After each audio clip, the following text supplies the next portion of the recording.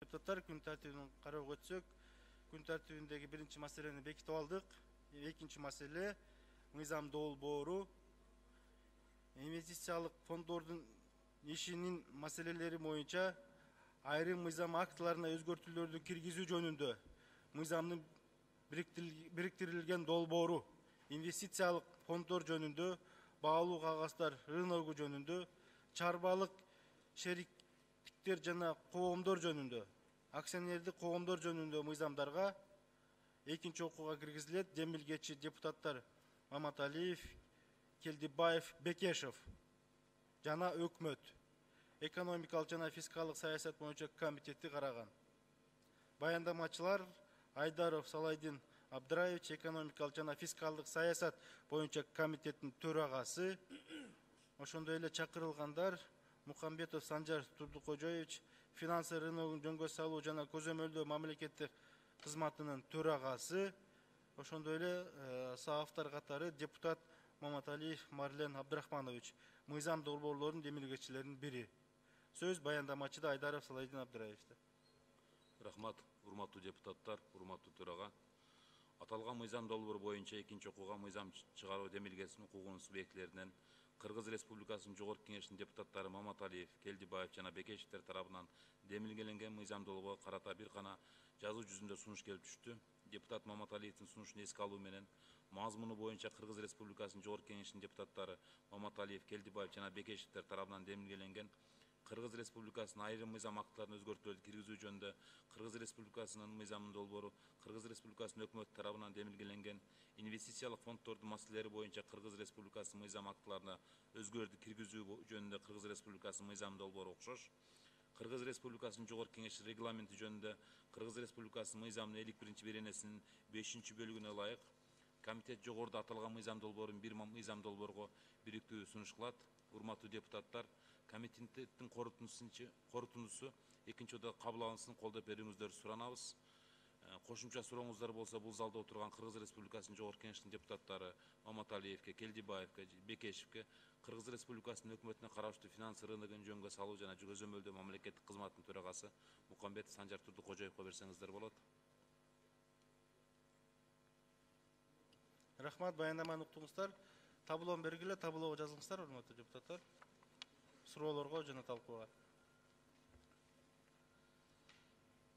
Суроого жана талкууга жазылган депутаттар жок экен.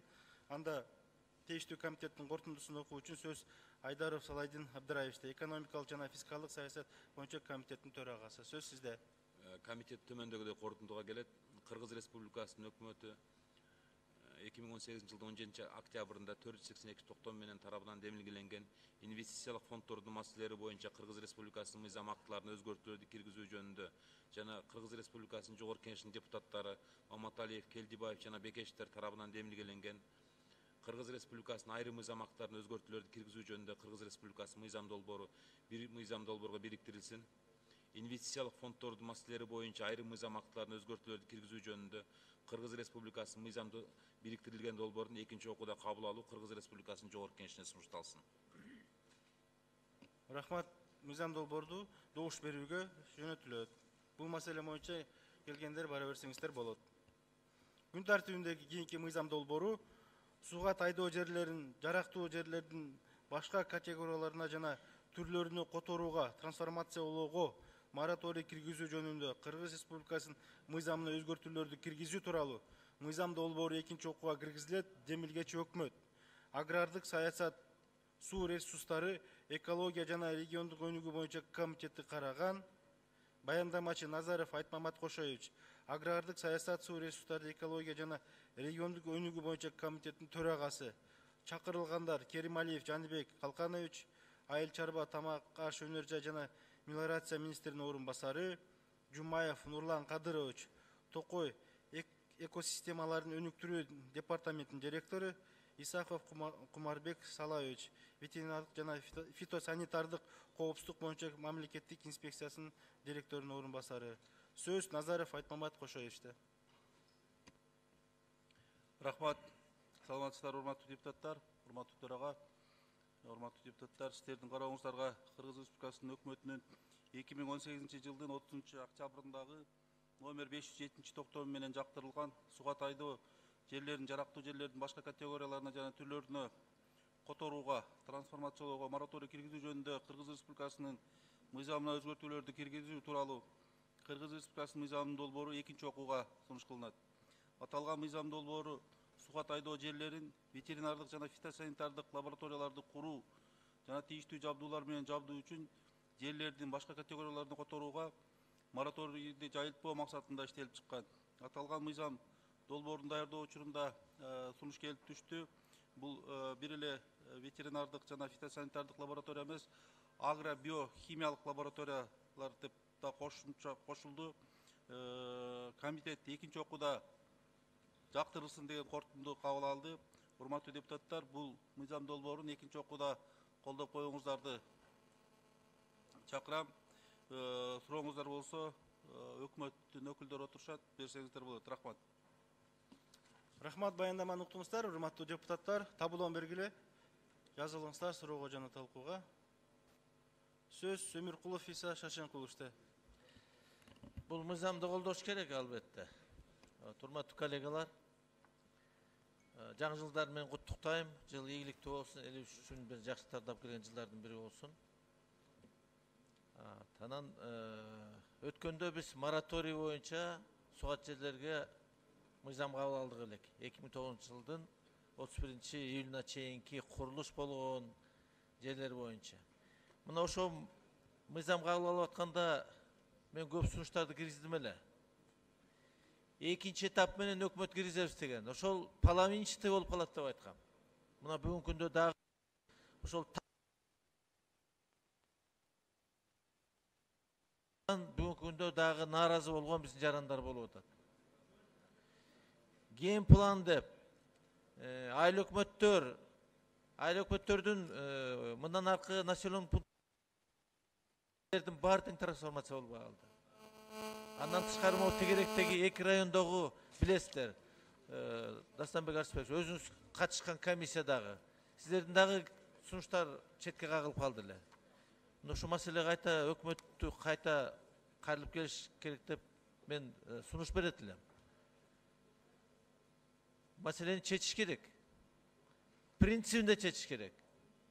Кайталоо болбосун. Кайта жанагындай нараачылык болбосун. Кайта жанагындай жерлерди мыйзамсыз басып алган фактылар болбосун. Анан жарандарыбыздын баары тең мындайча айтканда мыйзамдуулукка чакырып, ошон үчүн мен ойлойм өкмөт тараптан ушул маселени ыкчамдатып, карап, сунуштап киргизиңиздер. Ошону өтүнөм мен. Рахмат. Рахмат, Иса Шашенкулович. Иса Шашенкулович, бул маселе боюнча өкмөттөн тапшырма берип, бүгүнкү күндө сиз айткан азыркы маселе трансформация Минюста иштелип атыптыр, мыйзам долбоору. Мен да жакында бул боюнча информация алдым, мага да жарандар кайрылган экен. Иса Шашенкулович, микрофон бергиле. Себеби жанагы 9 жылдын 31 июлуна чейинки андан кийинки курулган жерлерге мына бүгүн уруксат берилип калыптыр, контурларчы. Ошолор контурлары боюнча жакшылап туруп бир талдап, урматтуу өкмөт мүчөлөрү ошону Туура айтасыз, Иса Шашенкулович, бул орчундуу маселе болуп атат бүгүнкү күндө. Өкмөт иштеп атат. Мага ошондой информация беришти. Анда кийинки сөз депутат Казакбаев Руслан Айтбаевичте. Рахмат, Дастан Арышбекович, урматтуу Дастан Арышбекович, урматтуу коллегалар. Мен дагы баардыгыңыздарды жаңы жылыңыздар менен куттуктайм. Куттуу, жемиштүү, жеңиштүү жыл болсун. 19 жыл ынтымактын, биримдиктин, өнүгүүнүн жылы болсун. Айыл чарба министринин орун басары, сиз жооп бересизби бугачы? Бул эми жанагы трансформация боюнча Иса Шашенкулович айткандай жалпы маселени чечүү убактысы мурун эле келип жетти эле. Бирок азыркы маселе муну түрткү болгон жана 20 миллион долларга салына турган ветеринардык лаборатория болуп атабы ошол? 20 миллион доллар. 19-20 миллион. Каяктан келип атат 19-20 миллион? Инвесторлар тарабынан. Кайсы инвестор, кайсыл жактан? Кытай Республикасынан. Кытай Республикасынан эленби же да башка мамлекеттер барбы? Андан дагы кошумча дагы башка инвесторлар да кошулат да. Эң негизгиси 19 миллион Кытай Республикасы. Жок, эми бир мыйзамга түрткү болгон, демилгүү болгон ушундай инвесторлор болуп атса, сиз дагы башка инвесторлорду кошулат деп атасыз. Так айтыңызчы, 19-20 миллион барбы жокпу? Азыркы учурда 20 миллион Кытай инвесторлору Берип атат. заманбап ветеринардык фитосанитардык лабораторияны куруп берүү. Бул ошол жана сиздер жазып аткан Чүй областынын Сокулук району Ак Жол айылында Раздольныйда, Атбаш айыл өкмөтүндө ошол жердеги ветеринардык лаборатория курабыз, ошол жерди трансформациялоо жасаш үчүн бул мыйзам чыгып атат, туурабы? А ушул убакка чейин канча деген биздин жарандарыбыз боздоп, зардап келди ушу трансформация боюнча. Эмне үчүн демилге кылган жоксуңар? А бул жолу лаборатория үчүн 20 миллион үчүн демилгечи болуп чыктыңыздар. Иса Шашаңыз туура айтып атат. Принцибинде чечилиш керек эле. Эмнеге созулуп келди бул убакытка чейин? Руслан Айтбаевич, бул жерде мамлекеттик муниципалдык собственность болот. Бул ошондуктан биз демилге көтөрүп чыктык. А берки жерлер боюнча Иса Шашенкович айтты, азыр төрага да айтпадыбы, Минюста иштер жүргүзүлүп жатат деп. Мурунку закон мыйзам боюнча. Ушул азыр эки жерди трансформациялагандан кийин лаборатория курулат да, канча лаборатория курулат? Бир лаборатория курулат. Бул жерде биринчи ветеринардык фитосанитардык лаборатория деп айтылып аткан, муга дагы азыр биздин агрардык комитеттин төрагасы Айтмамат Кошоевич айтып кетти. Агропочвенный биологический лаборатория. Органикалык биология. Азыркы Кыргызстандагы ошол еттин, сүттүн бардык көлөмүн алганда да, экспорттун көлөмүн алганда экспортко ушул канча лаборатория керек жана канча сумма керек? Так эсебиңиздер барбы Айыл чарба министрлиги? Эми бул жерде эң негизгиси Да канча жерди трансформация кылыш керек? Да канча жерге куруш керек фитосанитардык лаборатория? Азыркы учурда ушул лаборатория курулса, бул заманбап лаборатория болсо достаточно деп ойлойм. Анткени себеби буга чейин дагы өкмөт тарабынан дагы лабораториялар ачылды. Рахмат, эми сиз жакшы кесипкөй адиссиз. Достаточно деп ойлойм эмес. Эсеп барбы бир Айыл чарба министрлигинде? Азыр бизге мынча лаборатория керек, мынча акча керек депчи. Урматтуу депутаттар, издегиле ошону. Урматтуу өкмөт, издегиле деп айта аласызбы? Бул боюнча ветеринардык инспекциянын адис айтып койсун директору. Урматтуу Руслан Атбаевич, жаңы жылыңыздар менен бүгүнкү күндө Кыргызстан боюнча 19 ветеринардык лаборатория бар. Анын Микрофонго. 19 ветеринардык лаборатория бар. Анын 2 улуттук болот. Улуттук лаборатория бүгүнкү күндөгү бардык заманбап талаптарга, Евросоюздун талаптарына шайкеш келет. Бүгүнкү күндө толугу менен жабдууланып бүттү 2 улуттук. Бунун Россия тарабынан 56 наименование калган. Бул экинчи кварталда келет. Андан тышкары 8 зоналдык, 12 райондук лаборатория бар. Булар бүгүнкү күндө бардыгы ремонттолуп бүтүп, булар дагы акыркы убактарда өкмөттөн бөлүнгөн 170 миллион акчага жабдууланып бүттү. Бүгүнкү күндө биздин Кыргызстандагы эпизодика акыбалды туура маалымат берип, сыртка чыгарууга биздин лабораториялар жетиштүү. Жанагы ушу Кыргызстандагы чыгарып аткан эт, сүт жана башкалар алганда жетиштүүбү ошо көлөмгө? Жетиштүү. Малдын санына жараша, нагрузкасына жараша бизге жетиштүү. Рахмат. Рахмат. Кийинки сөз депутат Туманбаева Рада Мураталиевна. Рахмат, Дастан Арысбекович, урматтуу коллегалар. Менин суроом мондайда, бул азыр могу Ак Жол, анан Атбашы айыл өкмөтүнөн Сокулук Атбашы айыл өкмөтүнөн тандалып турда, кайсы критерийлер менен тандалды бул жерлер? Лабораториянын өзүнүн эл аралык талаптары бар. Бул баягы өкмөттүн 377 токтомунун негизинде баягы шарттары сакталыш керек да. От населенный пунктка жолдон, мектептен деген шарттар бар. Ошого жараша мындай тандалып алынды. Анан бул келген жакшы. Биз бир гана ушул лаборатория же болбосо бизде дагы толтура инвесторлор келебиз дейт. Биз ушул эле трансформация маселеси боюнча көп маселе туулат дагы, ошол кайтып кетишет да. Азыр 2 лаборатория куруу үчүн акча беребиз десе, биз ушинтип шашып атабыз.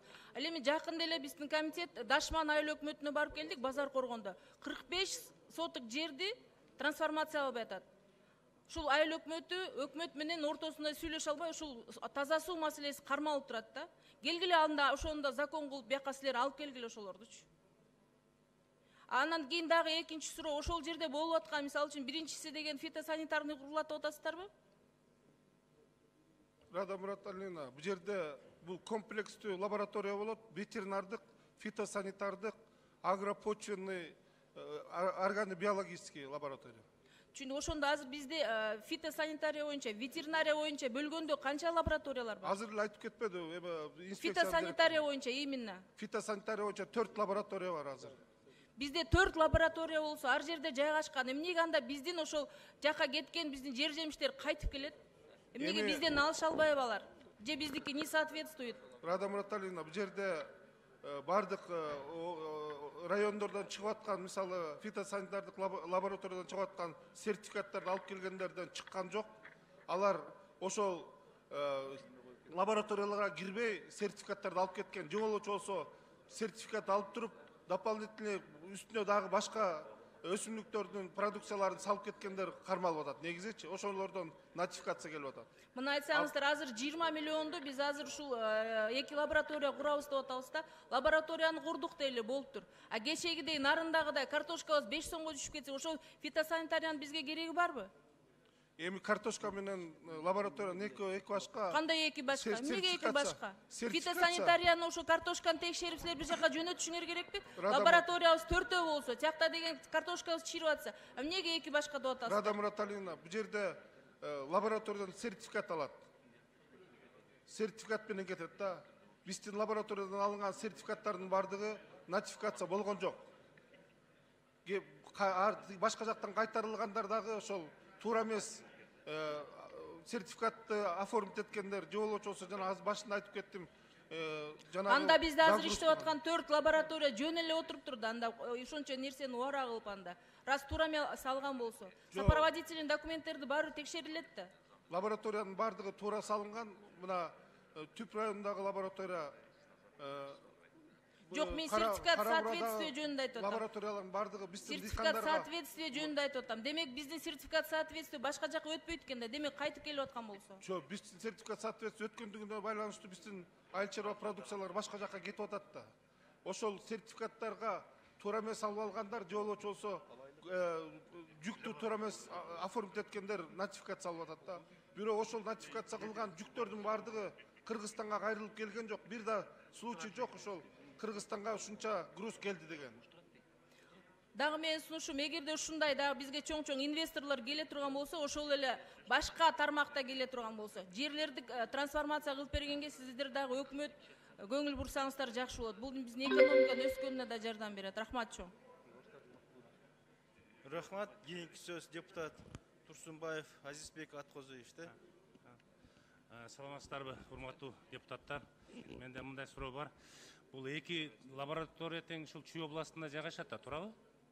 Сизге баяндамачы.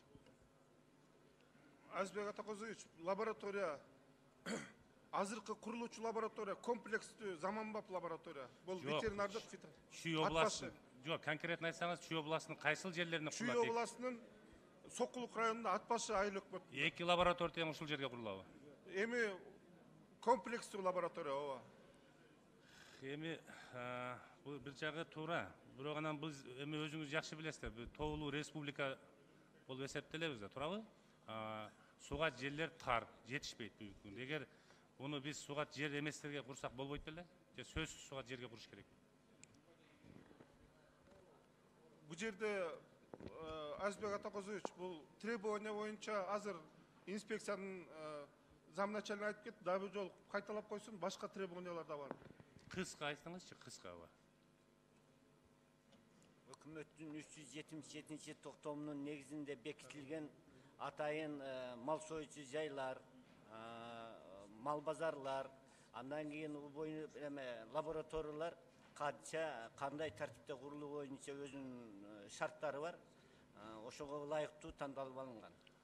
Ошонун негизинде да? Да, ошонун негизинде. Бул качан башталат бул?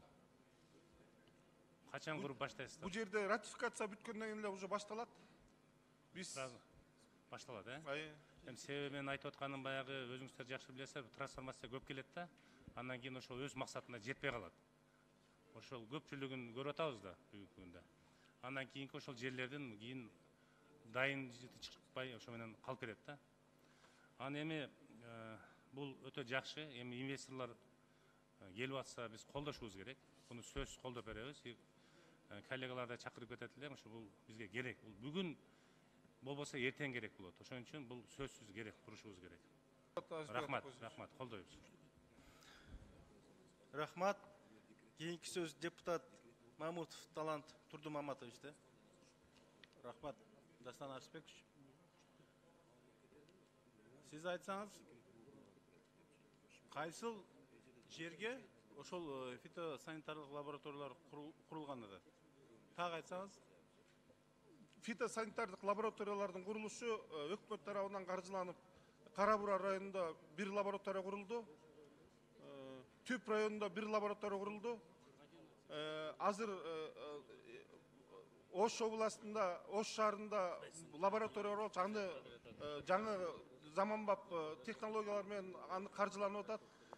Бишкек шаарында дагы заманбап лаборатория бар, аны дагы жаңы технологияларды, жаңы оборудованиялар коюлуп жакшыртылды. Азыркы трансформация болуп аткан жерлер кайсыл жерлерге болот? Лаборатория куруу маселеси кайсыл жерде? Сокулук районунун Атбаш айыл өкмөтүндө, Чүй областында. Дагы ошол эле жерде болот, ошо бир лаборатория курулат ошол жерде. Бул жерде справка об основании жазып атасыңар да, жер тилкеси Кыргыз Республикасы Чүй областынын Кемин району, Чымкоргон айылдык округу, Бишкек нарын Торгар 79 километр трассасында орнотулат депчи. Талант Турдумаматович, биз 2-3 жерди көрсөттүк, ошолордун бири ошол жер болчу. Ал жанагы международный требования болбойт, туш болбойт деп, алар ушул Атбашыны тандап алышты да. Анда эмне үчүн бул так маалымат болбогондон кийин бул жака киргизип атасыңар? Ошол биз ошо Атбаш айыл аймагында жайгашкан жерди бергенбиз. Ошо жерде деп. Дагы бир суроом, жакшы түшүнүксүз болуп калды да, бул кайсыл жактан келаткан каражат? Эмне багытта? Бул ким тарабынан? Бул эгер азыр эле башында айтып кеттим, Ташкент шаарында 2016 жылдын 24 июнда Шкунун алкагында саммитте каралган, ошол Кытай эл республикасынын төрагасы тарабынан ушу Кыргыз мамлекетине берилген гранттын негизинде 20 миллион доллар ошол лаборатория, заманбап лаборатория куруу боюнча. Ушинтип так жооп бербейсиңерби? Силер буга чейин бул Кытай тарабынан берилген инвестиция деп атасыңар. Бул инвестиция эмес, бул материалдык техникалык жабдуулар, жардам, кайтарымсыз жардам. Жардам бул лабораториянын бардыгы курулат да бул жерде. Бул только эле лабораториянын оборудование эмес, основаниядан баштап курулуп чыгат комплексный лаборатория. Түшүнүктүү, ошону туура түшүнтүрсөңүз, сиз жанатан бери тиги жоңуңузда айтып атасыз. Кытай тарабынан жана инвесторлор тарабынан берилген каражат деп атасыз. Бул инвестор тарабынан эмес, Кытай эл республикасы тарабынан мынал буга чейин жанакы президент тарабынан жолугушу болуп, анын негизинде ушул каражаттар бөлүнүп атат. Бул кайтарымсыз техникалык жардам. Түшүндүрмөндө туура бербейсиңерби? Урматтуу депутаттар, бул маселе негизги чынында орчунду болуп турат. Биздин айыл чарбасында иштеп аткан жарандарыбызга дагы чоң көмөк болот. Анткени лабораторияларды толук бүтүрмөй сайын биз толук кандуу соода саттыкты жүргүзө албайбыз. Ошондуктан бул жерде жерлерди конкретный түрдө көрсөтүлгөн. Мен оюмча бул туура маселе, буну колдоп бериш керек. Рахмат. Рахмат. Кийинки сөз депутат Момбеков Рыскели Чыныбековичте. Рахмат, Дастан Арысбекович, урматтуу кесиптештер, жаңырган жаңы жылыңыздар менен. Жылдын аты жаман экен, кыргызча аты каман экен. Каман болсо каман болсун, эл жакасы аман болсун, анын өпөң чычаң өкмөтүбүз аман болсун. Мен суроо берейин дедим да, бул акча каражаты жөнүндө так маалымат бербей атасыз. Кытай деп атасыз, Кытай мамлекетте 920 миң юан макулдашуу берип атат. Калган акча кайдан келип атат? Рыскел Чыныбекович, ошол мен бияктан таппай атасыз. Ошол жок, көрүп атам, сизди кантип таппай калайын. Сиз бул сурооңузга ошонун ичинен 920 миллиондун ичинен болуп атат. Бул 20 миллион доллар. Жоқ, Қытай өзі 920 мың юан беріп атады. Қалғаны қаяқтан келіп атады деймін. Жоқ, 920 мың юан бұл жаңағы емеге проектированияға кетеді. Теоға. Қалған ақшаларшы? Анда Қытай береді? Бүт полностью Қытай береді. Жер Россияда бар бұл шықуының ішінде.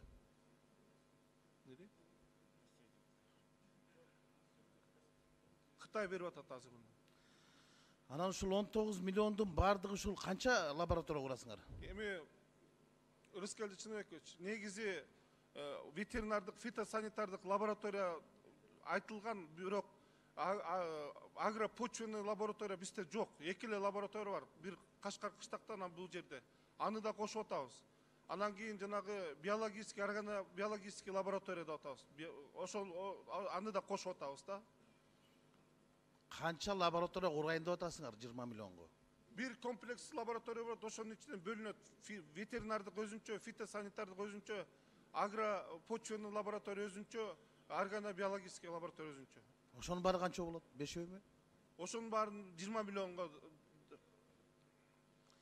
Мен түшүнгөн жокмун сизди. Сиз мени кандай түшүнөт? Канча лаборатория курулат? Мисалы, эки жер тилкесин алып атасыз. Санап көргөндө 4 лаборатория болот атат да. 4 лаборатория. Лабораториянын ичинен дагы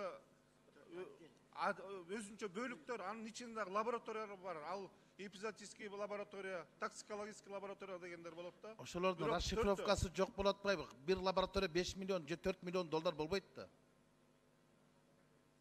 Бүт бул основаниядан оборудование менен полностью болуп атпайбы? Сиз чала даярдам келген окшойсуз. Канча жер тилкесин берип атабыз? Жер тилкесин айтып коюңуз. 3 гектар негизичи. Кандай? 3 гектар. Контур менен айтып коюңуз. Бул жер тилкеси Ат баш айлык өкмөтүндө контур номер 188, жалпы аянты 58,9 гектар. Анын ичинен 30 гектары мамлекеттик фонддун жери, 24 гектар жарандардын үлүш жерлери. Ошол жердин ичинде техникалык проект боюнча 3 гектар жер лаборатория салынат. Мына ушул жерге кирдиңиз да, бул жерлерди өкмөт өзүнө сатып алабы ошол гранттын эсебинен? Жок, ал мамлекеттик фонддун жери. Менчик жерлер бар деп атпайсыз? Жок, менчиктердин жерине лаборатория курулбайт, бул просто контурдун расшифровкасын бердим да менчи. Лаборатория ошол фонддун жеринде жайгашат. Искра Азия акционердик коому менчикпи же өкмөттүкү? Бул акционердик коом. Жок, акционердик коомдор болор 100% өкмөттүк болгон. Ана менчиктер да болот алардын арасында. Акционерлер да болот да менчик. Акционердик коом деген форма собственности частная болот. Ал частный форма собственности, да. Частный форма собственности. Анан өкмөт буну сатып алабы, кандай кылып аласыңар буну? Жок, лаборатория ал жерлерге салынбайт. Жерин алып атпайсыңар силер? Жок.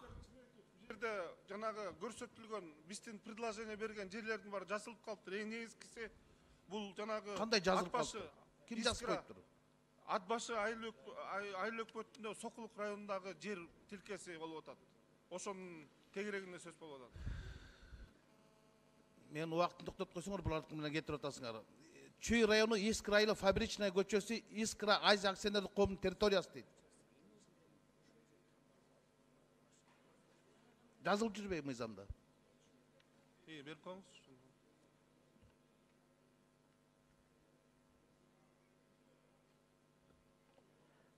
Саламатсыздарбы, урматтуу депутаттар. Мен түшүндүрүп берип койсом, Рыскелди сизге. Биринчи бул долбоор каралып атканда, долбоор катары ошол 9 жер каралганда, анан 9 жердин ичинде азыр сиз айтып аткан Искра Азия акционерный обществосы бар болчу, бирок ал жер жанагы долбоор боюнча талапка дал келбей калып, ошол 9 жерден бир гана ушул Сокулук районуна караштуу Ат башы айыл өкмөтүндөгү 3 гектар жер ошол талапка ылайык болуп, ошо 9 жер участогунан бир гана ушул жер талапка ылайык болуп азыр сиздерге кароого алып келди. Ал жер кимдики? ФПСтикпи? Ал жер ошол Ат башы айыл өкмөтүнө караштуу ФПСтин жери. Өкмөттүн жери. Өкмөттүн жери. Экинчичи жер тилкеси. Бул жерде бир эле жер тилкеси каралып атат. 3 гектар ат башынан алып атасыңар. Башка 8 жер тилкеси жарабай калды. Силер берде чымгыргонду да киргизип атпайсыңарбы? Өскел Чынөкеч, бул маалымат катты жасап атканда министерство юстициядан ошондой талап койгондо 9 тең жазгыла, ошонун ичинен бирөө тандалып алынганда, ошон үчүн биз 9 тең жазганбыз, ошо жер тилкелерди. Эме мындай сравнивать эткенгечи.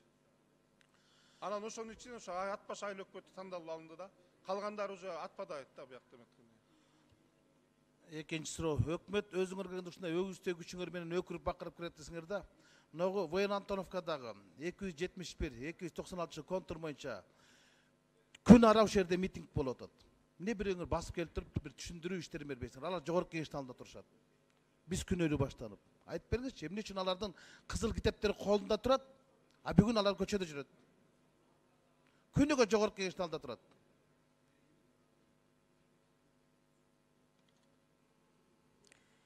Азыр сиз айткан 271-295 контур 96. 95.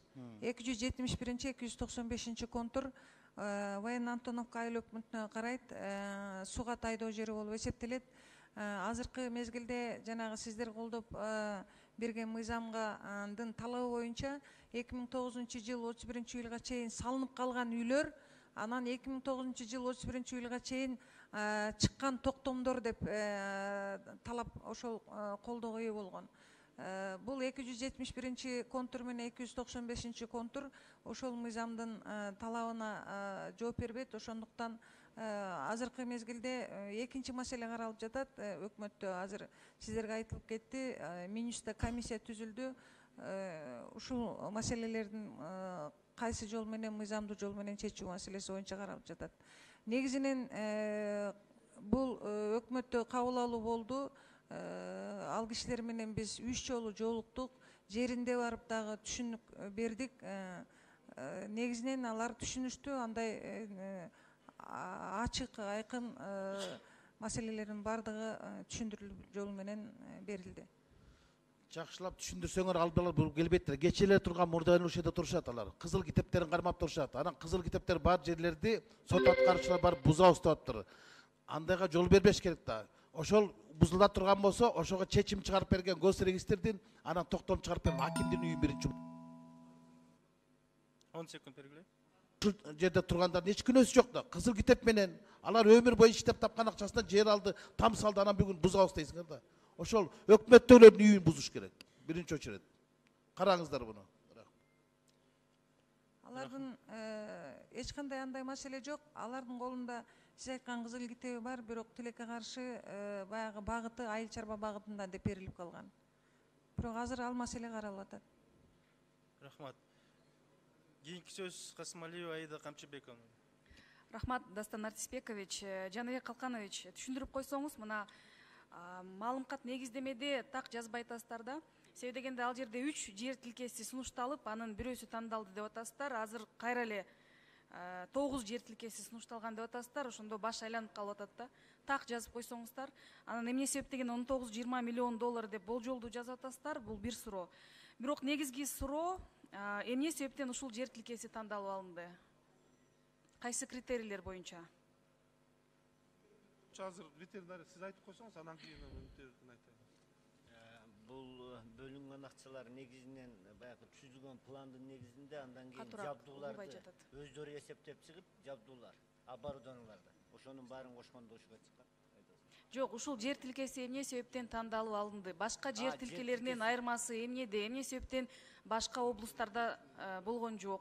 Бул жер тилкеси баягы мен айткан эле токтомдун шарттарына туура келди. Булардын өздөрүнө дагы баягы через аэропорт аркылуу чыгарып кеткенге шарттарын карадым да.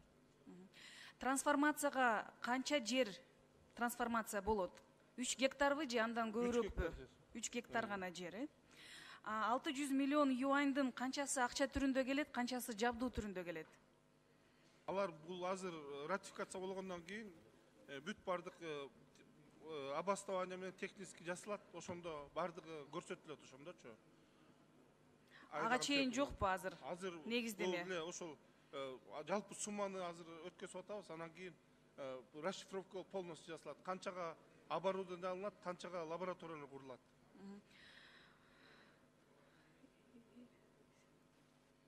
Дагы бир суроо, жана сиз айтып кеттиңиз, өлкө боюнча 19 ветеринардык фитосанитардык лаборатория бар деп. Бирок райондук дагы бөлүнөт депчи. Жалпы айтып койсоңуз, жалпы канча ветеринардык жана фитосанитардык лаборатория бар? Райондукту кошкондо дагы. Райондукту кошкондо 19. Рахмат. Рахмат. Кийинки сөз депутат Мамулянова Махабат Эргешевна. Рахмат, Дастан Артисбекович, саламатсыздарбы. Мен суроом мондайда, биз таможня союзуна киргенде деле мен билишимче Россия тараптан акча бөлүнүп, ушу лаборатория курулганда, ветеринардык жана фитосанитардык. Канча акча бөлүндү эле, ошо канча лаборатория курулду эле. Жана бул лаборатория менен айырмасы эмнеде? Эмне айырмасы болот? Бүгүнкү күндө Россия тарабынан 3 миллион 600 миң доллар. Канча миллион дейсиз? 3 миллион 600 миң долларлык жабдуулар келген. Анын ичинде 2 улуттук лабораториянын ремонту да болгон. Ошол жабдуулардын 284 аталыштагы жабдуулардын азыр 56 аталыштагы жабдуусу калды. Экинчи кварталда беребиз деп Россия тарап кат берген бизге. Өзү негизи декабрь айында бериш керек эле. Алардын өздөрүнүн финансовый мындай тартыштыгына байланыштуу деп экинчи жарым жылдыкта беребиз деген кат келген. Азыркы күндө ушул таможнянык союздун талабына жооп берген бизде толук кандуу лаборатория бар да? Бар, 2 лаборатория бар. Ошто жана Бишкекте. Ошто жана Бишкекте. Айырмасы эмнеде ушул жаңы курулчу лаборатория менен? Булардын өздөрүнүн баягы өзүңүздөргө белгилүү болгондой Кытайга барганда келишимдер болгон, бизден эт, сүт азыктарын алабыз деген, жашылча жемиш алабыз деген. Ошонун негизинде ошол өздөрүнүн шартына ылайыкталган лаборатория курабыз. Анда бул Кытай мамлекетине багытталган лаборатория болуп турбайбы? Ошол жака кетчү товарларды, продукцияны карап берчү лаборатория. Үчүнчү өлкөлөргө. Үчүнчү өлкөлөргө. Бир эле Кытай эмес, бүт башка үчүнчү өлкөлөргө. Бул мамлекеттик болот да лаборатория? Ооба, мамлекеттик. Жалпысынан канча сумма керектелет ушул лабораторияга? Өзү бөлүнө турган 20 миллион акча, бирок анын ошол жетиштүү болот да аягына чыгаранга? Азыркы эсеби чыгат экен. Азыр Махабат Эргешевна, сиз айтып кеткен жанагы ветеринардык лабораторияларды айтып кетти, фитосанитардык 2 лабораторияга жанагы акча бөлүнгөн Россиянын Крокс акционердик коому тарабынан берилет. Ошонун ичинен Ош полностью фундаменттен баштап курулду. А Бишкекте болсо оснащение жанагы оборудованиянын оснащение болду. Ошондо 1 миллион 200 миң 2 лаборатория кетти.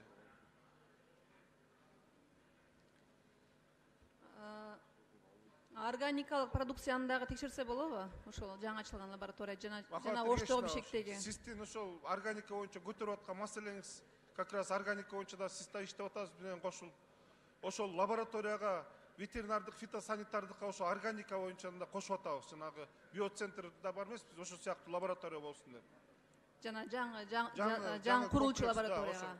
Анда бул үчүнчү мамлекеттерге деп жатасыздар, анда таможнянын составындагы өлкөлөрдө кетсе болобу? Ушул өзүнүн колдонсо болот, э? Болот.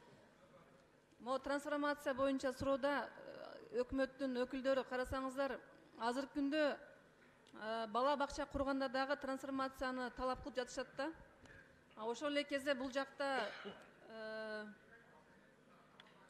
жалпы билим берүүчү объектилерде трансформациянын кереги жок деп жазылган. Бирок ошол эле кезде бала бакчага дагы трансформация сурап жатышат. Эми өкмөт алып келгенде ушундай маселелерди бүт чогуу чараң карап туруп эле анан бала бакчаны деле кошуп койсоңор болмок экен да. Ар бир ушундай суроолорду өз алдынча алып келбей. Өкмөттүн өкүлүнүн бары бул жакта билим берүү боюнча жок.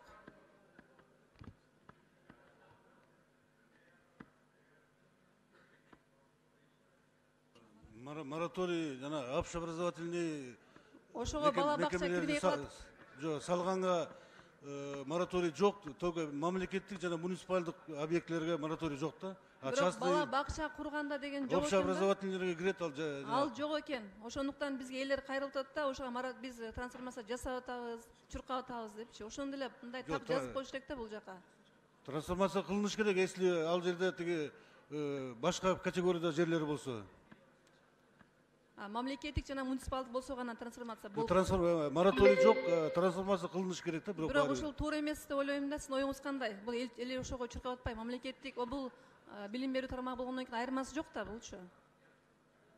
Жок, мындай болуп атат. Эгер максаттуу колдонулбаса, анда тыюу салыш керек. Жок, если мамлекеттик болобу, муниципалдык болобу, частный болобу, ал жана объектилер суга айдоо жерлеринде болсо, же башка айдоо жерлеринде болсо, ал жерде обязательно трансформация кылыш керек, процедурасы бар өзүнүн.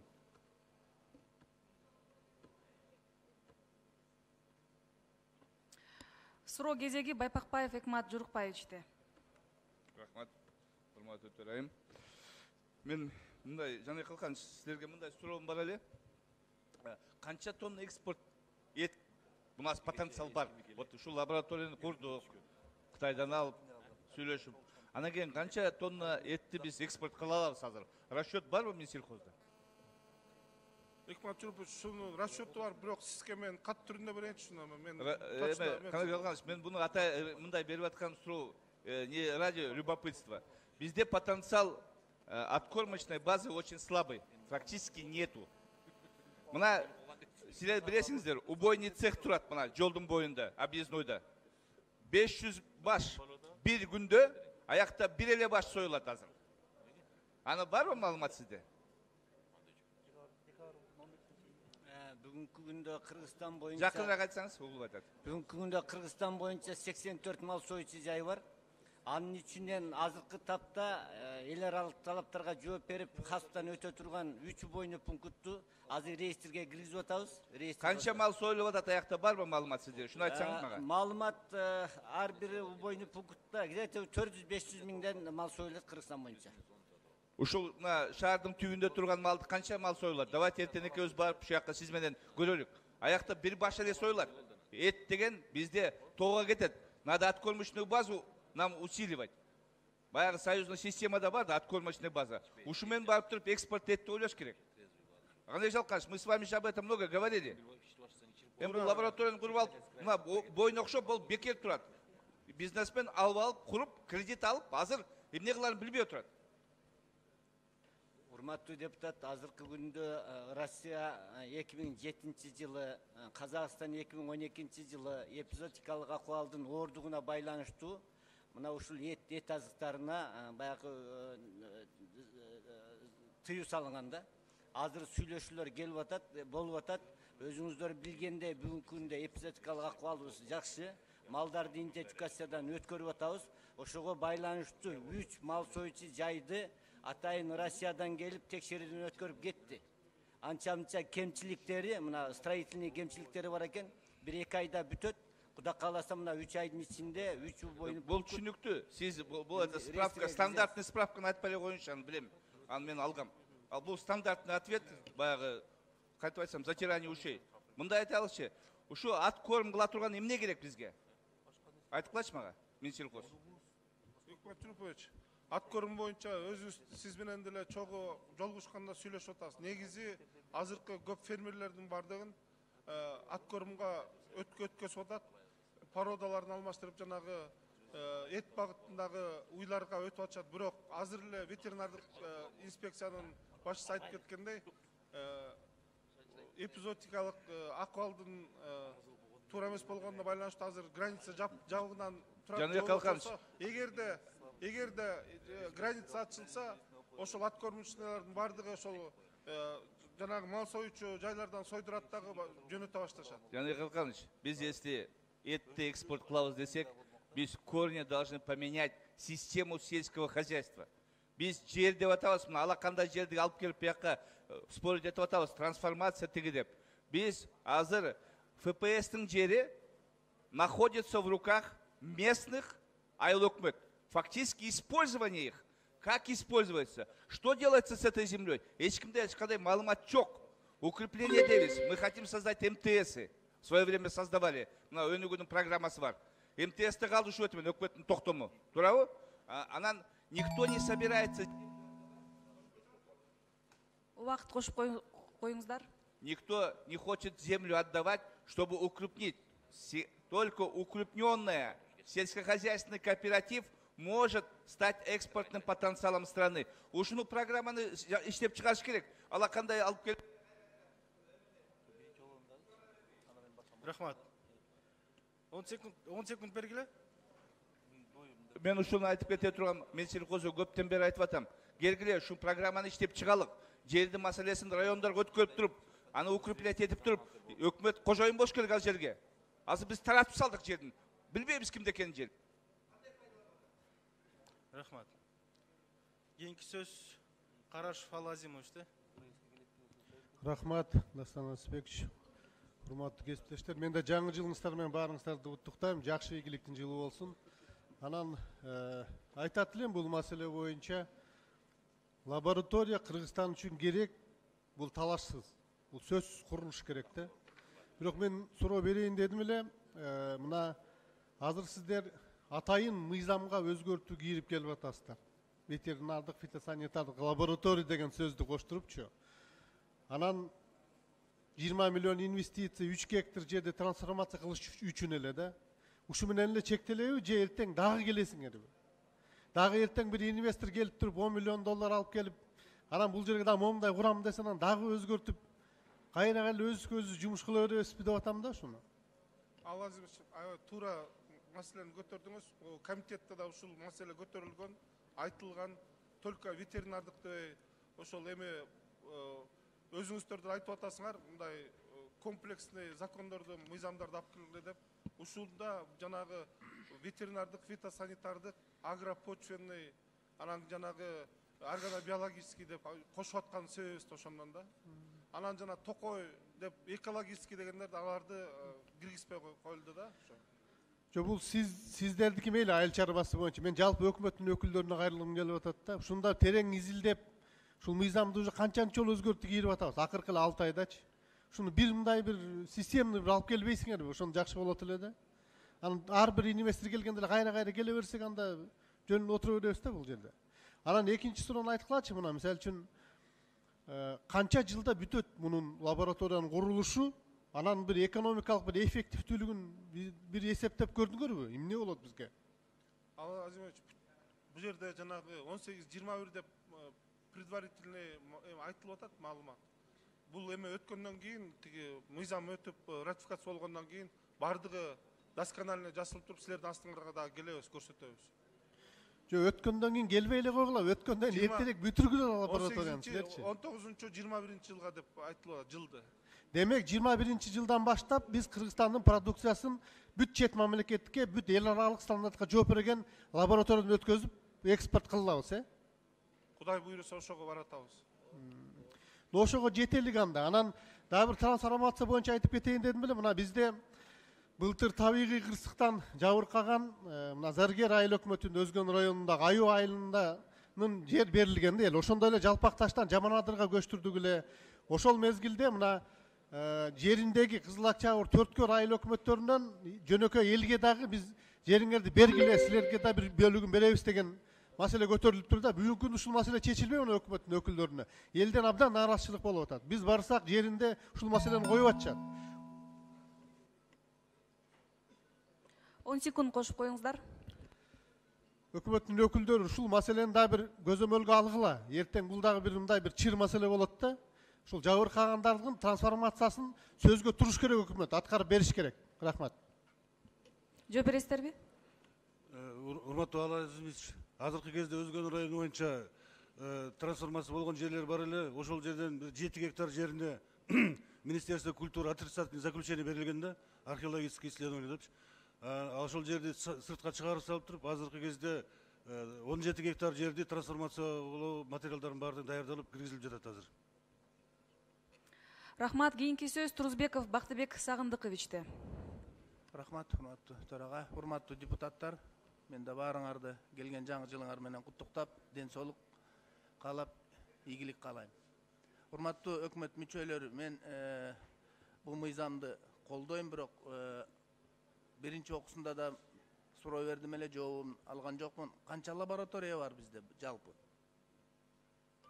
Бактыбек Сагындыкович азыр эле айтылып кетпеди. 19 лаборатория ветеринардык, мына ветеринария. Жалпы Кыргызстан боюнча.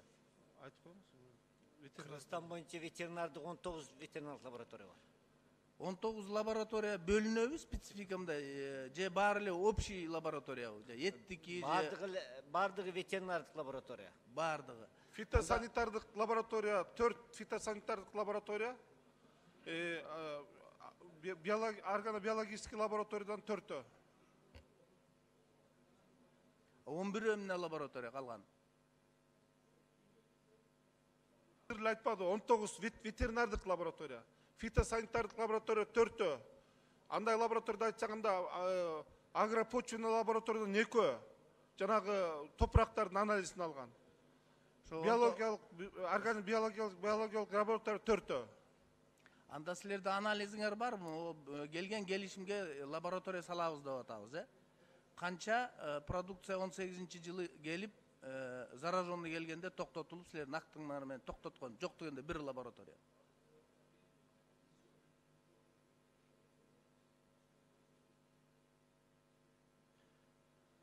Импорт кирген продукция. Импорты болобу, экспорты болобу, силер деген анализ деп келишиңер керек да. Могу лаборатория болсо, момча продукция кетмек же кирмек деп. Бактыбек Сагындыкович азыр ушул департаменттин башчысы айтып атат, ошол мындай случай болгон жок деп, жана зараженный келген. Анткени киргизбейбиз андайды. Жарайт. Жанагы экспорт келип атат дегендерди санэпидстанциянын өзүнүн лабораториясы алар киргизбейт. Анда өзүңүз жооп бердиңиз азыр мына, Андай нарушение жок болсо, анда бул салган лаборатория эмне кажет эмнеде? Керекпи, пайдасы? Бизге барбы? Лаборатория акыркы заманбап технологияда менен сертификаттардын бардыгы эл аралык болуп өткөзөбүз ошолорду. Рахмат. Анда силер справка обоснованияга жазышыңар керек болчу. 19 лаборатория заманбап болбой атат. Бизге заманбап лаборатория керек. Ошонун ичинде заманбап лабораторияга каражат берип инвестиция келип атат. Ошол заманбап лабораторияны иштеткен специалисттер барбы? Урматтуу депутат, ар бир районда лаборатория бар. Ал лабораториялардын өздөрүнүн башка функциялары бар. Малдардын оорусун аныктаганы, ооруган малдарды аныктаганы, ал эми сыртка чыгарганы 2 улуттук лаборатория бар. Силерде анализ барбы анда? Биз канча, мисалы, Евразеска кирип атабыз? Канча объем эт кетет? Бүгүнкү күндө Иранга 786 тонна эт чыккан, 786 тонна. Ал эми негизи Кыргызстандан 329 тонна бал чыккан, андан кийин тери, сүт азыктары чыккан. Мен ошону айтып атпайм, анализ дедиңерби? Ушул 2 лабораторияга биздин абдан керек, биздин экономикага, биздин айыл чарба фермерлерге керек деп. Мүмкүн 4-тө керектир. Биз азыр трансформация кылып, мыйзамга өзгөрүү кирип атпайбызбы? Жооп берсең? Бул лаборатория негизинен 3-чү мамлекеттерге чыккан продукциялардын алардын талабына ылайыктуу, алардын койгон талабына ылайыктуу гана экспертиза жүргүзүп заключение берет. Жок, мен айтып атканым, бул лаборатория жоксуз деле биз экспорт кылабыз. Импорт кылабыз, бул лаборатория салынса дагы эмне пайда? Кыскача айтканда, количественный характеристика жок мында. Буга чейин ветеринардык лаборатория, фитосанитардык лаборатория боюнча айтсак, бизде фитосанитардык лабораториялар 4 эле болчу. Бул кошулуп калса дагы жакшы болот. Бул эл аралык маанидеги лаборатория болот. Фитосанитардык, агропочвенный лаборатория бизде жок. Ал дагы жакшы биз үчүн керек бул лаборатория. Азыр биздин продукция чыгып атса, ошол шайкеш келеби? Мисалы, Евразестин лабораторияларына келген силердин заключенияларга, экспортко кетип аткан продукция боюнча.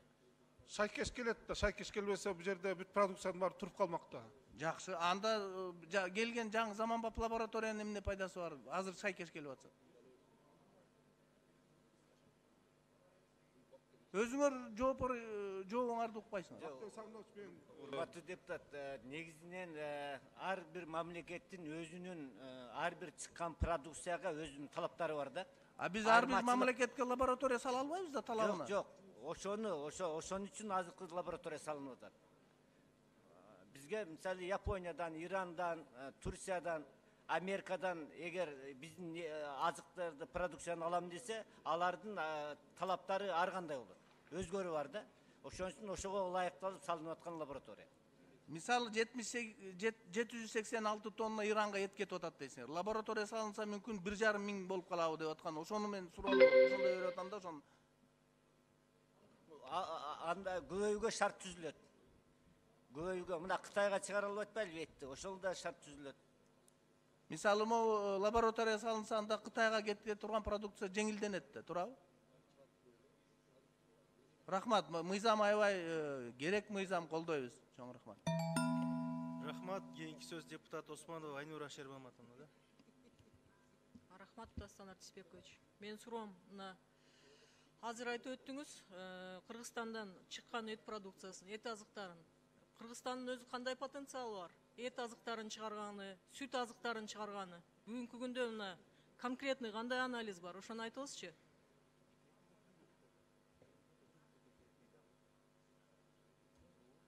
Негизинен биздин мамлекет агрардык өлкө болгондугуна байланыштуу биздин жер шартыбыз тоолуу болуп, элибиздин 70% мал азыктар, мал жандык менен күнүмдүк тиргилигинде өткөргөндүгүнө байланыштуу.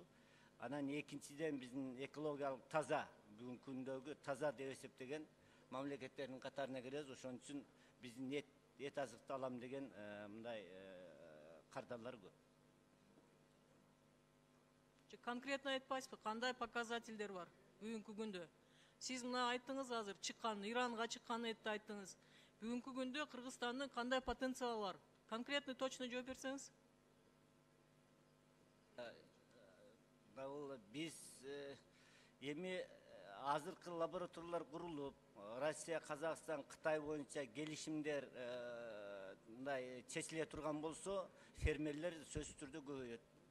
Биздин жерибиз, шартыбыз ошого туура келет. Малды дагы көбөйткөнгө шартыбыз бар. Демек анализ жок экен эч кандай показательдер боюнча. Туурабы? Бул канчага көбөйүп кетет, канча эт чыгарабыз деген бүгүнкү күндө эми азыркы малдын санына жараша бар, а так мындай келечекте кандай болушун эми айтуу кыйын. Бар болсо айтпайсызбы? Эми бизде Кыргызстанда 1,5 миллион, 1 миллион 700 миң кара малыбыз бар. 6,5 миллион майда жандык бар. Эми ошонун тегерегинде мындай анализ кылсак болот. Ошонун тегерегинде эт азыктары, сүт азыктары канча? Ошону так айтсаңыз, мен ошону сурап аттым эле. Айнура Шербаматовна, мен айтып коеюнчу, бул жерде негизи нан азыктары боюнча 320 грамм суткасында алыш керек бир кишиге. Ошондой баягы 9 продукция боюнча норма бөлүнгөн да, ошол боюнча картошка, овощ, фрукты, анан кийин мени туура эмес түшүнүп атасыз. Мен эт азыктары менен сүт азыктарды чет мамлекетке чыгарганы кандай потенциалы бар Кыргызстандын? Конкретный мындай цифраны айтыңызчы мага. Эт азыктары, сүт азыктары боюнча биздин потенциал жакшы. Айтып коюңузчу, эми канча? Сизге тактап туруп береличи, биз сизден кечирим сурайбыз. Так, мага анализ бериңиз. Сизге берели. Андан кийинки суроо мына. Ветеринардык жана фитосанитардык лабораторияларды курууга тийиштүү заманбап жабдуулар жана жабдуу менен камсыздандырууга канча каражат кетет? Мына азыркы мыйзам боюнча. Адистерди окутууга канча каражат кетет? Канча каралган? Айнура Шербаматовна, бул жерде мен азыр башында эле айттым, ошо жанагы 20 миллион доллардын ичинен 920 миң доллары жана ПСДга кетсе, калганы ошо оборудованияга, окутууга, ошол лабораторияны курганга кетет да. Бүт калькуляциясын кийин сиздерге көрсөтөбүз. Азыр боло эле кандай. Эмне жөн эле алып келе бересиңер, так чыгарбай. Жок, буну түзүп туран алып келип көрсөтөбүз сиздерге. Мындай мыйзамды алып келгенде тагыраак алып келсеңиздер. Андан тышкары мына азыр мына Ошто турат лаборатория, анан Чүйдө, Жалал Абадтан, Чаткалдан Ошко алып келишке туура келет. Аралыгы канча километр? сертификат справка алыш үчүн лабораторияга? Райондордун өздөрүндө лабораториялар бар Айдас. Эгер четке чыгарам десе, четке. Мына Евросоюзга четке, анан кийин 3-өлкөгө чыгарам десе, анда областтык 2 лабораторияга алып келет. Мен ошону сурап атам, мына Жалал Абадтан Ошко алып барыш үчүн Чаткалдан алып келет, Токтогулдан алып келет туурабы? Канча километр аралыгы? Эмне үчүн мына жерлерде эмне үчүн бизде мындай усложненный?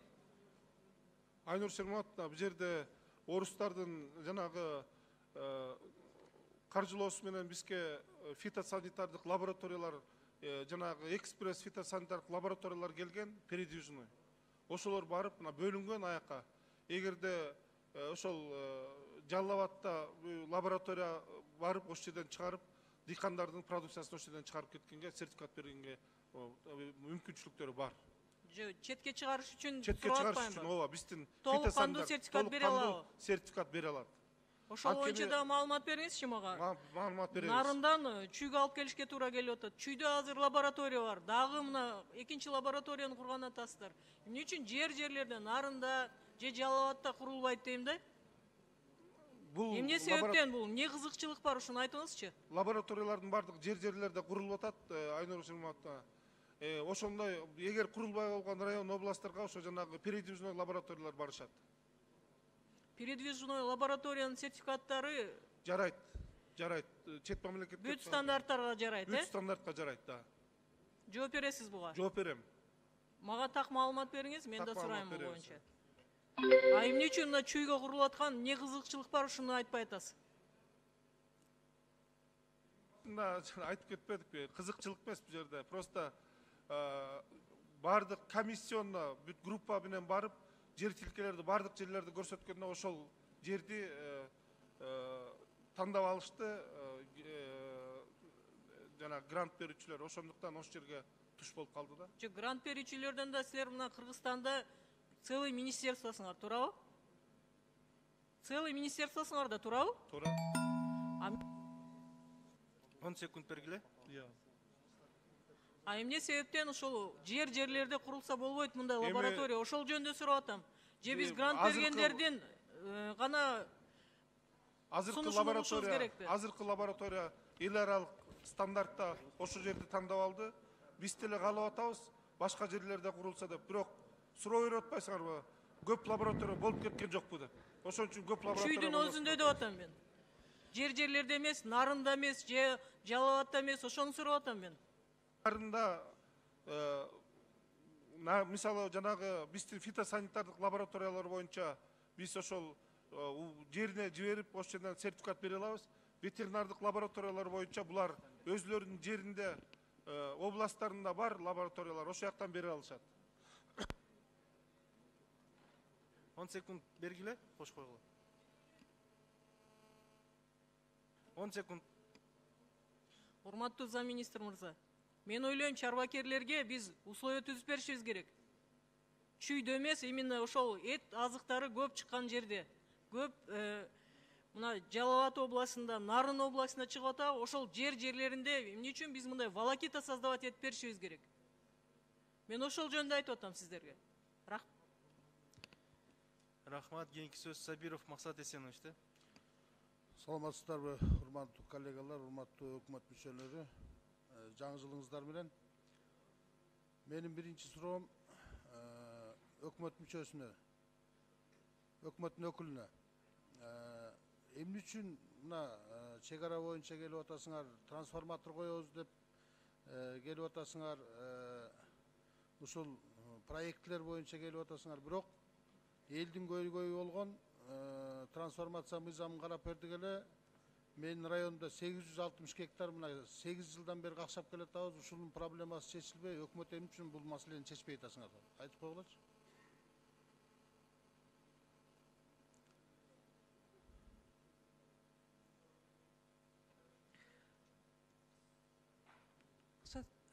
Урматтуу Максат Эсенович, азыр бул маселе боюнча өкмөттө 512 токтом чыккан. Ар бир райондор боюнча райондор менен комиссия түзүлгөн. ар бир райондо комиссияны ошол райондун акиминин биринчи орун басары председатель болду. Зам председатель госэкотехинспекциянын өкүлү болуп, азыр жерлерде бул жумуш башталды буюрса. Трансформация кыла баштады. Трансформацияны ошол районный комиссияга азыр арыздар түшө башташты. Мына жылдын аягы менен биз отчет алдык. Ар бир айдын 5-inde отчет алып турабыз.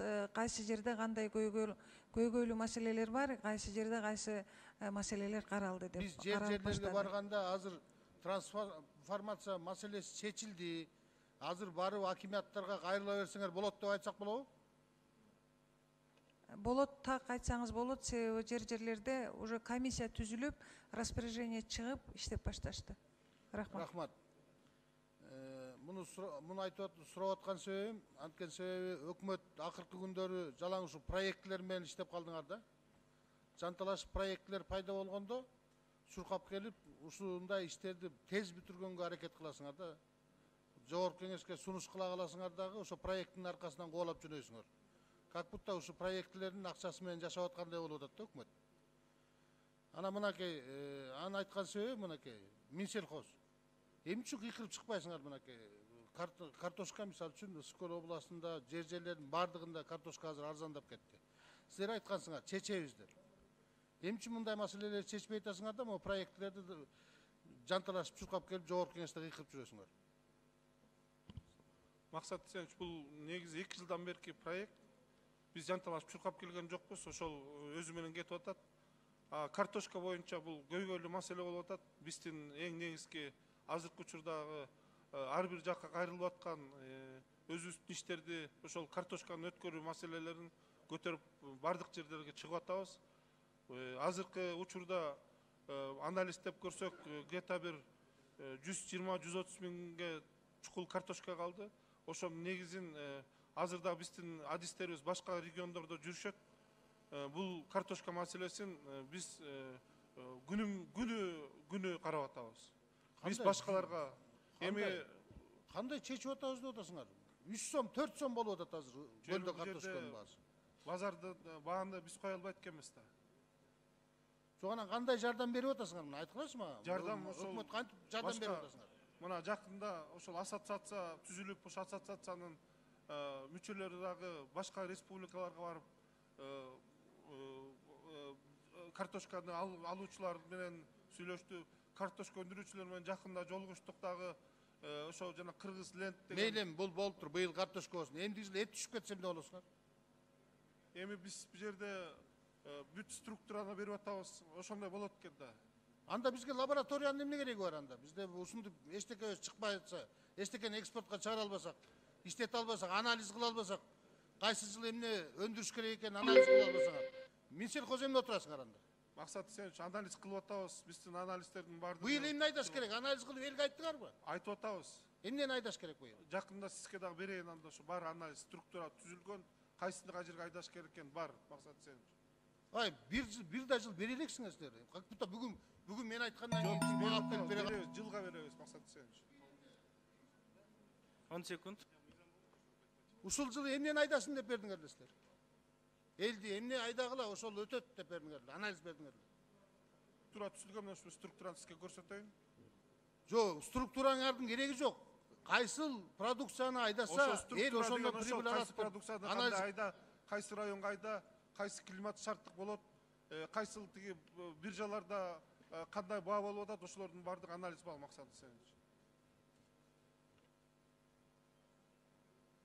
10 секунд бергиле бүтүрүп алсын. Эми негизин айтканда Минсельхоз иштешиңер керек да, уят просто. Азыркы иштеп аткан жумуштарыңардын баары тең мындай статистика да просто. Жалаң проектлериң менен отурасыңар, статистика жүргүзүп коесуңар. Айылда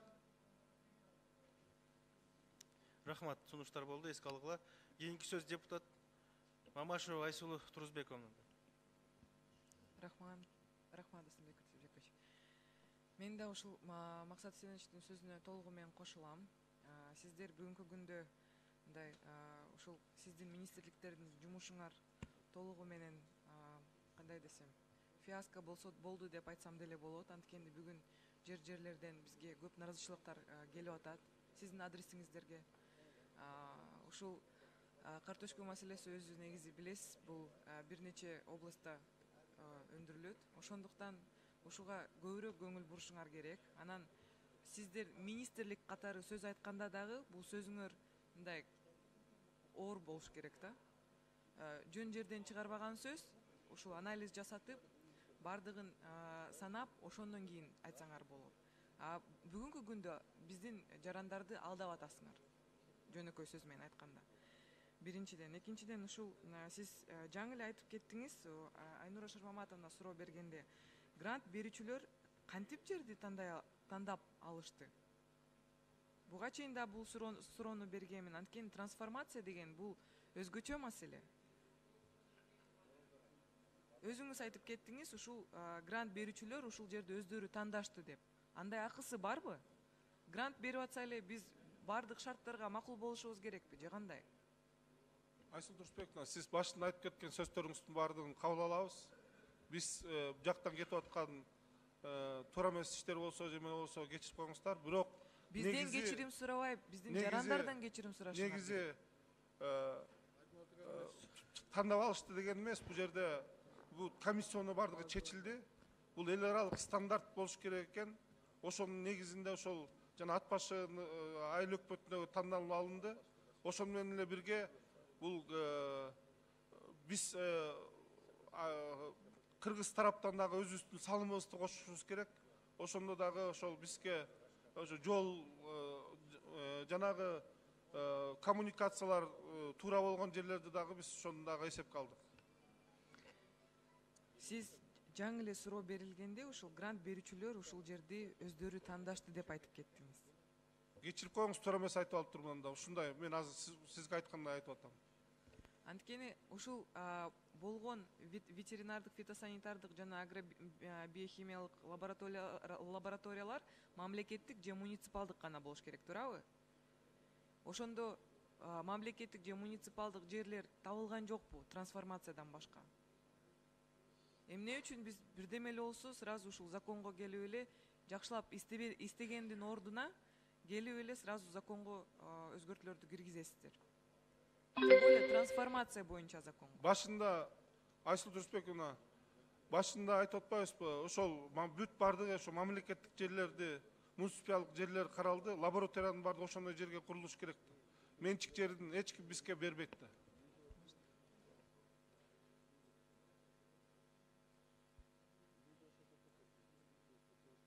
Дастан Арсызбекович, ошо дагы бир суроом бар эле. Жана айтып кеттиңиз, лаборатория санэпидстанциянын лабораториясын 10 секунд бергиле.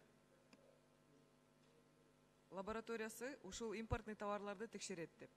Бүгүнкү күндө чынын айтсам, ушул мен коллегаларыма кошулуп кетем, сапаты аябай начар. Ошол эле Кытай элинен суранбайлыбы? Бизге ушул именно санэпидстанцияга Кытайдын 10 секунд бергиле, жыйынтыкта болсун. Кытайдан келген жемиштерди, эттерди текшертүүгө бизге лаборатория салып бербейби ушул акчага? Кандай дейсиз? Анткени көбүнчө бизге импорт болуп келген товарлар көбүнчө ошол лабораториядан, ошол Кытайдан келген дагы продукциялар текшерилет да. Бардыгы текшерилет ал жерден. Рахмат. Кийинки сөз депутат Байпакбаев Экмат Журакбаевча. Рахмат, урматтуу төрага. Мен ошо Минсельхоз жөнүндө азыр көп сөз болуп атпайбы? Ошо Минсельхоздун бир эмесин айтып кетедим. 20 жылда Минсельхоз миллиард, почти около миллиарда долларов грант кредит алынган экен. Менде маалымат бар өзүмдө. Ушул маалымат. Ушул этмен кетип атса Минсельхоз дагы да бир 5 миллиард берсек да эч качан өзгөрбөйт. Баягындай эле баары Минсельхозду чылай берет, айта берет. Минсельхозго укук бериш керек. Күч бериш керек. Анан кийин барып сураш керек. Бүгүнгү Минсельхоз это мальчик для битья. Потому что Минсельхоз эч кандай иши жок, колунда иштенген жок болсо эмне кылбак? Жердин баары таланып кеткен. Азыр мына азыркы пример болгон эле бир 3 гектар жерди буякта 2 сааттан бери талкуулап атабыз. Колдорунан эчтеке чече албайт. Суранып келип. Біз айтып атабыз көріңіз барлығы бияқта мындай екен, андай екен, иштенге келбейді, иштенге қолдан келбейді дегендер. Алдымен біз құқық берішіміз керек. Жер мәселесін шешіп берішіміз керек. ФПС-тің жерін бар, Минсельхоз алып барыш керек. Анан кейін барып райондағы отделдар емне отырады. Просто бұл стало обыкновенной посреднической конторой между грантодателями, кредитобирателями и крестьянами. Поэтому менің айтып келе тұрғаным емес ушул Минсельхозго біз башкача стратегия қарап шығыш керек. Башкача довод беришimiz керек. Анан кейін барып Минсельхоздон ушундай бир обвинение берип туруп, суроо маселесин сураш керек. Азыр айтып атпайм мен, эчтеңке чече албайт. Бир кагаз чече албайт. Ушунча деген адам бекер отурат. Анда жоюп саш керек Минсельхозду. Пока мы не дадим им возможности работать с землей, они никогда не станут полноправным министерством. Рахмат. Рахмат, сунуштар болду. Кийинки сөз акыркы депутатыбыз Суробалдиев Эльвира Жыргалбековнада. Рахмат, Дастан Арыспекович. Урматтуу айыл чарба өкүлдөрү, айтсаңыздар, мына бияктан Кытай эксперт группасына деген кароого деген Новопавловка, анан деген Искрадан бери участоктор көргөзүп турсуңар да, Ак жол, Фрунзенский айыл өкмөт, Студенческий, анан территория технопарка, промышленная зонасы эмнеге им не подошло? Кайсы критерий жактан жактырылган жок? Анткени ошол жерде атайын трансформация кылып 3 жыл мурда, билесиздер, чоң жумуш жасалып, а эмнеге алар жактырбай коюшту дегеним да? 50 гектардай жерди трансформация кылып бербедик белек. А жерде тек под технопарк деп. Акта инвесторлар келет дештили, инвесторлар деле азыркыга чейин мыйзам боюнча дагы под швейное производство деппи жасап бербедик белек, Атай льготы там сделали, эмне болду? А бияк жагы эмнеге не подошло? Алар Эльвира Жыргалбековна, алла өзүнчө направление жана швейный деп атпайбы? А бул жанагы 50 гектар жерди просто элге деген мындайда, когда ошол жерди айыл өкмөттөрдүн элдерин чогултуп макулдугун алып атканда, Сокулук районундагы ошол именно Вайнантоновкада зона технопарка. Целевое назначение, Эльвира Жыргалбековна, целевое назначение не подходит да ошондой болгондо.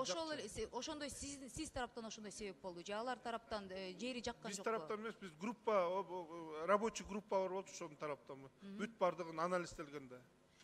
Почему они не одобрили? В чем им не подошла эта территория? Инфраструктурно.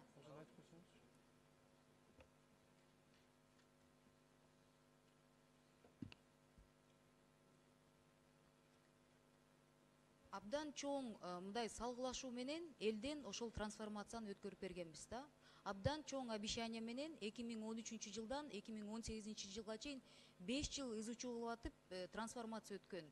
Анан ошол даяр жерге эмнеге инвесторду алып барган жоксуңар? Эмнеге ылдый нижний зонадагы ошол айыл өкмөттөн атай территорияны трансформация кылдырып атасыңар деп, мына мен коллегаларым берген суроого мен толугу менен кошулам.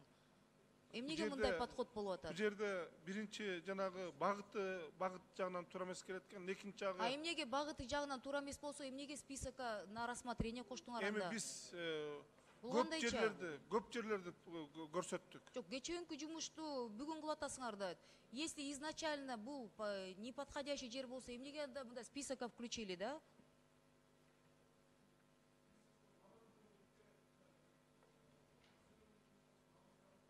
Болсын деген дагы сөз болду. Анан биякта я вижу членов комиссии вот как раз таки по трансформации. Могу Вайнантоновка, Новопавловка, Новопавловкадан канча гектар жерди берип атасыздар? 3 гектар. Аякта 500 гектардай кылмыш иши козголуп, Вайнантоновка менен Новопавловка. 10 секунд бергиле. Азыр кошот, 10 секунд бергиле. Эл ошактан угуп алып туруп кайрызычы болбойсузбу? Буларга трансформация биздикилер жок болбойт деп. Ошону жакшылап караңыздар. Я вижу просто члены рабочей группы сидите. Давайте. Рахмат. Урматтуу Жаныбек Калканович, негизи жергиликтүү бийлик менен бул жер чечилген да. Жергиликтүү бийлик менен. Жок, эми туура рабочий комиссия түштүңөрбү? Жергиликтүү бийлик менен сүйлөшүп ошол жерге салынат деген макулдук деген бир болду, эң негизгиси.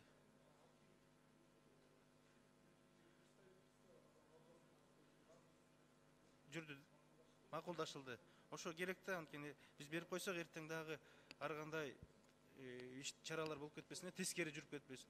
Ошол үчүн алдын ала ошондой иштерди жүргүзүп алсаңыздар. Анан Жаныбек Калканович, мындай эле айтып коюш керек эле да, бул жалпы депутаттар түшүндү, бирок калк элге түшүндүрмө иштириш керек. Бул 19 миллион доллар Кытай эл мамлекетинен ушул лабораторияга стандарт эл аралык лаборатория салыш үчүн бизге техникалык жардам, кайтарымсыз жардам болуп атат. Эгерде бул лаборатория салынып калса, бүгүнкү күндө бизге эмне кызмат кылат? Мына ошого жооп берип коюш керек. Салынып калса, бүгүнкү күндө биздин ишкерлер Кытай жана башка үчүнчү өлкөлөргө, айрыкча Кытайга бүгүнкү күндө биздин продукциябыз чыгыш кыйын болуп атат. Эт, сүт азыктары, жашылча жемиштер. Мына ошолордун ишкерлердин экспортко Кытай мамлекетине же үчүнчү мамлекеттерге, чоң мамлекеттерге чыгарыш үчүн бул лаборатория бүгүнкү күндө эл аралык статусун алгандан керек. Мына ушул салынып калса, биздин айыл чарба тармагындагы эң чоң жетишкендиктердин бири болот. Анан ошондой эле импорт кирген продукцияга ушул жерден анализ чыгарганга жаңы жабдуулар менен биз ишибизди жүргүзө алабыз. Мына ошонун негизинде биз бул лаборатория керек болуп атат. Бул кайтарымсыз жардам болуп атат. Кытай эл мамлекетинен буга рахмат айтыш керек деген жалпы түшүндүрмө иштерин жүргүзүңүздөр. Ата бүгүнкү күндө мына коомчулукта тура эмес саясат жүргүзгө жаткандар болуп атат. Кытайдан мынча акча алынды, мынча акча алынды, карыз болдук, эмнебизди беребиз деген. А бүгүнкү ушул 20 миллион, 19 миллион долларда тескери маалымат болуп кетиши мүмкүн. Ошол үчүн сиздер мына маалыматты радиолордон телевизорлордон чыгып дагы бериңиздер. Көрсөтүңүздөр, лаборатория кандай типте салынат. Эмне жыйынтык алып келип берип, ачыгын көрсөтүңүздөр. Бул лаборатория керек, биз колдоп беребиз. Рахмат, анда тийиштүү комитеттин корутундусун окуу үчүн сөз Назаров Айтмамат Кошоевичте, комитеттин төрагасы. Рахмат. Дастан Артысбекович, сиз аябай туура айттыңыз. Бул лаборатория, мен ушу жалпы депутаттарга дагы айтып коюшум керек. Мына биз ээстикке киргенден бери ушул негизги шарттардын бири болчу. Лаборатория курулуш керек болчу. Мына азыр ыйлап атабыз, картошка сатылбай деп. Ошо картошка да ушул лабораториядан өтмөк.